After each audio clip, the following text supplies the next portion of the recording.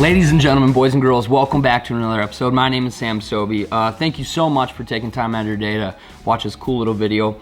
First and foremost, I hope each and every one of you had a great Thanksgiving, ate a bunch of food, hung out with family, loved ones, the whole shebang. I had a great Thanksgiving, came back home, saw my parents, loved ones, family.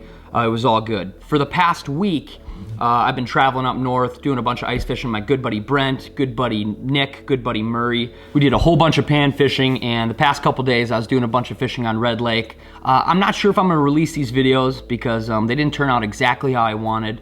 I might go back up there and kind of give it another shot and kind of piece it all together, but I'll show you some clips now. We were up there, we did some walleye fishing, caught some fish, drove our cars out on the lake, had an amazing time with Nick and Murray, fried a whole bunch of fish. We slept overnight in a sleeper house for 2 days, just right on shore. There's not enough ice to go out far yet, but it was a great time. I know Nick and Murray made awesome videos from this trip, so I'll link their channels down below. Make sure you go check them out. Murray did some catch and cooks. They just slammed the walleyes. It was a really good video. Red Lake is a really special place, and I'll definitely be back. So, today's video, let's get right into it. Has ice fishing changed? Absolutely. It 100% has changed. For the past couple days online, I've just been researching different stuff. I kind of wanted to find the origin of ice fishing, you know what I mean? I wanted to find the history of it. And to be honest, there's not a lot of write-ups or I guess forums out there about it, which is crazy to me because ice fishing has been around a long time. Obviously, there's a bunch of articles and stuff about like the first people to ice fish, which is basically all spearing. It wasn't for sport, it was for survival. Native American cultures, chiseling holes in the ice and spearing fish. That's what I got. And that's not exactly what I was looking for. I wanted to figure out when ice fishing started to become more sport and not survival. When it kind of became mainstream, when a whole bunch of people were doing it. The first couple years when ice fishing really became, I guess, a conventional sport or a hobby, I guess. So if you guys have any insight about that, if you guys have any links, if you guys have grandpas or great-grandpas or family members that you think might have some insight about this, talk to them, ask them. Type in the comment section down below what you found because I'd like to make a cool video about the history of ice fishing, and I think it would be dumb for myself just to take it on by myself. Today's video is going to be about how ice fishing has kind of changed for me in the past couple years. I'm not going to show you all my gear, but show you a few things that have drastically changed for me and what I'm excited about this ice season. So, first thing I'm going to do is I'm going to build a brand new house that I recently pulled the trigger on. I'm excited to show you guys it. I'm excited to give you guys the walkthrough.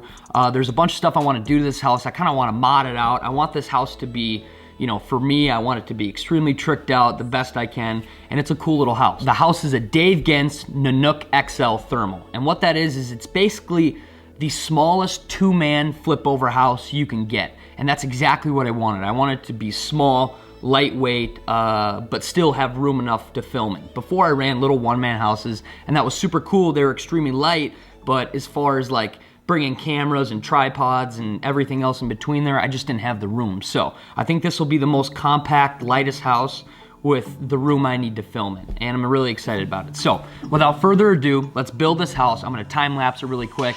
It should be a short process. Then I'll talk to you about the house, give you a walk around, and I want your guys' opinions on some things. So stick with us, stay tuned. Let's build a brand new ice shack.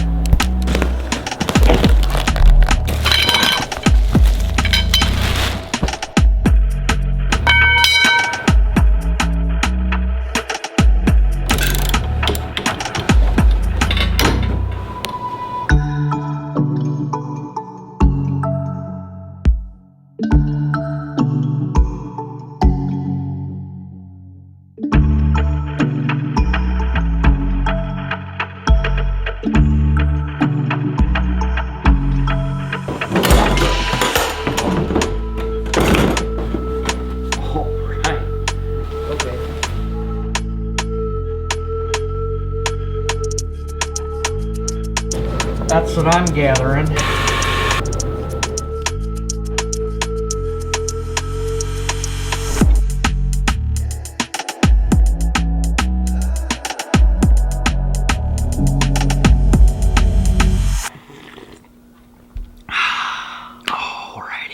That did not take long. That didn't take long at all. I want to say it was probably like an hour and a half, maybe close to 2 hours, because I was doing some filming and stuff, but really only like an hour and a half. And obviously my old man helped me quite a bit, so thanks, old man. A second pair of hands is extremely helpful. So I'm gonna walk you around this house, show you kind of everything about it, and then I want to show you the old house I ran last year. And then after that, I want to show you something super cool. I want to show you my grandpa's old flip over house. I don't know exactly what year it's from. I bought it from my grandpa a few years ago, and it's potentially the coolest, oldest fish trap style house I've ever seen. It's super cool. I love it. I'm gonna shoot some videos out of this year, but for now, let me walk you around the brand new Nanook thermal. There it is, the brand new shack. The Dave Gens Nanook Thermal XL. I'm so hyped. I don't know if you guys can really see this or get a good gauge on how big this is. This is my rod case. It's about the size of like maybe a gun case. So there's like a size comparison. It's pretty small, which is awesome. All right, I'll flip this baby up. Like you can see, it has 2 seats in it, and the bucket is pretty short. You can see the bucket right here. It's not a really tall, large bucket. And this is exactly what I want. I don't want it to be a big, clunky bucket. Those weigh a lot, you know what I mean? If you have a big toboggan, it just gets harder and harder to pull. So I'm not gonna really take this behind a snowmobile or anything like that. Like I said, this is just for me to pull it on small bodies of water. And yeah, this is sick, I'm hyped. Now, the reason I believe the conventional flip over fish house is so popular is just because there's not too many moving parts and it's all in one, you know what I mean? You have your sled, it flips over to a nice house, and that's it. It's super simple, and that's what you want ice fishing. Stuff's really cold, stuff breaks easy, and less is more. All right, I'll walk you around it here. Here's the side of the shack. Here's the front of the shack. On top of this is an extremely awesome thermal canvas. You really don't need much heat at all to heat these suckers up. On warm days, I don't even bring a heater out because they get so dang hot. You have different air vents up here. You obviously have windows and stuff like that. From the front, this is something cool. I don't know how many years they've been doing this. This could even be new this year, but they have side doors. So I'll unzip this for you guys. This is super sweet. So these side doors flip all the way out. Before in other ice shacks, they usually just had like a front door. But the side door is super nice, so if you have your heater and stuff in there in your holes, you don't have to walk over that junk to get out the front. You can pop out this side door here, which is really nice. I'll try to open this all up so we got some better lighting on the inside. So there's 2 side doors on each side. If you come inside here, there's a back door, which is really nice, so you can pop out the back if need be. And then inside the actual shack, it's got a bunch of windows. It's got a bunch of air vents. It's got netting up top here. You can put your gloves to dry them out. That's basically it. You've got 4 poles that attach to that canvas. It's got nice brackets here for quick on and off, quick collapsing. And this is super cool. Let me tone down the light here for you. If you can see here, for how small the house is, it's actually got some reach. It's got some depth out there, and that's what I want, you know what I mean? I want to have like my jigging hole right here, my set line hole with a bobber on it, or just a dead stick pole, and then over there in that corner I can like set up my tripod, or I can fish with a buddy. I like how it's blacked out on the inside too, so if I want to do any sight fishing or do any spearing in here, I also have that option. This is perfect for me, and if this is what you guys are looking for, it could be really perfect for you too. It's got everything I want. It's small, compact, light, yet not too small. I can still film out of it. I can fish with a buddy if I have a buddy with me. This is really, really cool. So let me take you to the outside and I'll explain some more.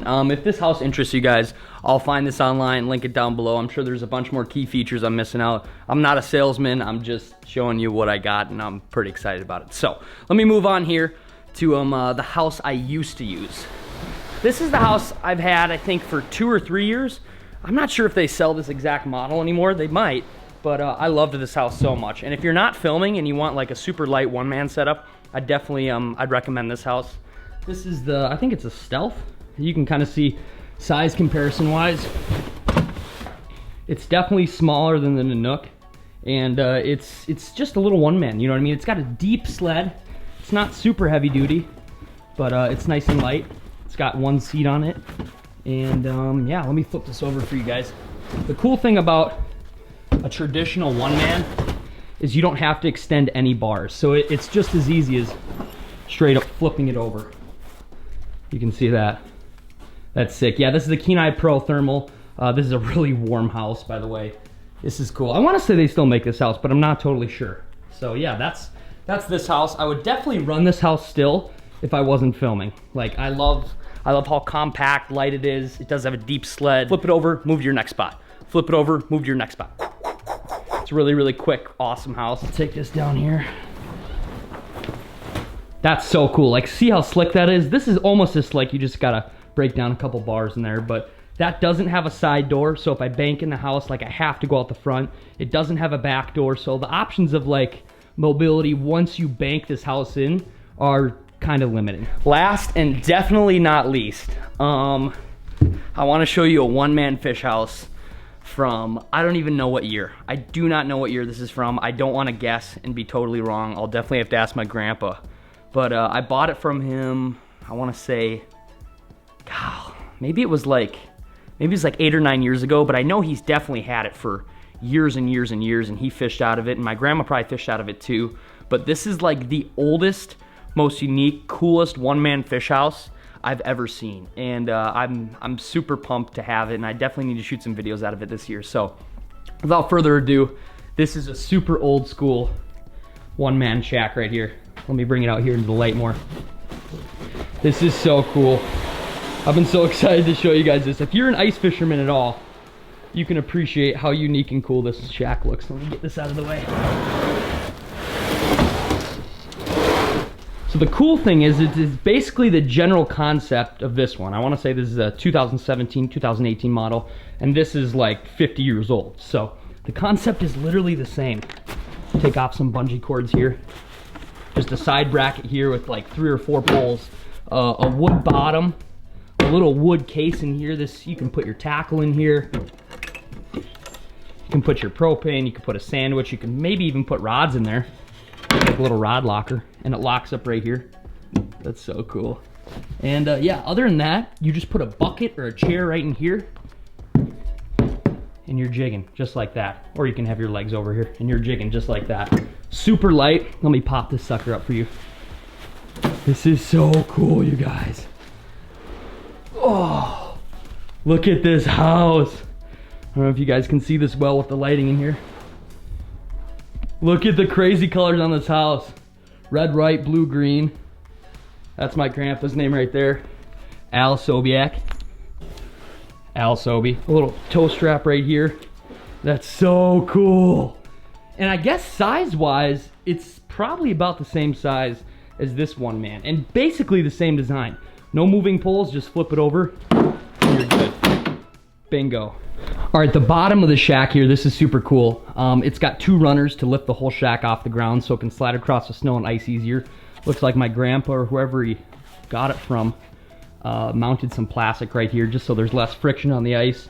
That's so cool. That's ingenious for how old this shack is. From seeing houses from way back in the day to when Dave Gentz was making some of the first fish traps and other guys like that, to fish traps and flip over houses today, the concept and the general idea is still the same. Just a couple poles on a canvas, flip over, flip back. And that's where the idea kind of popped in my head. Has ice fishing changed? And obviously it has, but I just think it's really cool to look back at old gear and compare it to gear nowadays. Like rods from back in the day, jiggle sticks, are so much different than rods today, but a flip over house like this really isn't. So that's super cool. Comment down below what you guys are excited to fish for this year. Some of your favorite gear, your favorite houses, your favorite rods, your favorite jigs. I love to read all the comments, and I truly take everyone's opinion into effect. And I like to try out a bunch of new stuff. So if you got good plastics, if you got a certain jig, a certain color, a certain spoon, specific line you like using, please comment them all down below because I read them, and I'm always trying different stuff. I'm always testing different things out. So